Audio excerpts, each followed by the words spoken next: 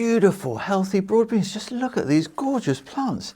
And let me tell you the secret of what they're growing in, because it's probably not what you're thinking. I'll tell you how they came about. Is that they were sown 7th of January. That's over 2 months ago. This is mid-March in the greenhouse. No heat given at any time. And with broad beans, you can do that. You can sow them late autumn. You can sow them very early spring, even now actually, mid-March. But what they're growing in is literally, that is fresh horse manure. It was no more than 5 days old at the time that I put some in this pot. They were in a module of compost and that went into this fresh manure. Look at all these super healthy roots. Totally contrary to what we often hear, that you can't grow plants in fresh manure.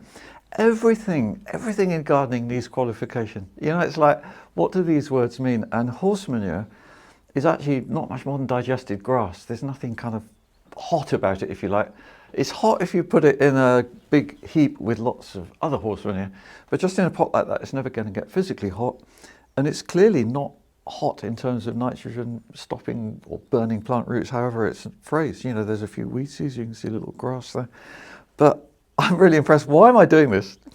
It's to check for weed killer, because horse manure sometimes has pyralid weed killer in, and it can be at such a low level of concentration that a lab test would come back as negative. No, don't worry guys, there's none in here.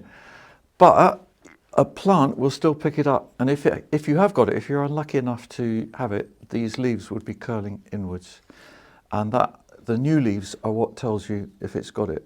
And these are now 2.5 weeks in this fresh manure. In my book, that's really healthy manure with no residue of weed killer, thank goodness. So it's giving me peace of mind, because I've got here, my whole hotbed is full of this stuff, fresh manure. And that makes the heat that helps these seedlings to germinate and grow. And the heat at the moment is reading, wow, that's got stuck in as it's going down. 45 degrees centigrade, that's about 110 Fahrenheit. So that's a gentle heat from below. And that means that we can use this horse manure as it turns into compost. We'll put it on as a top dressing for tomatoes in 2026.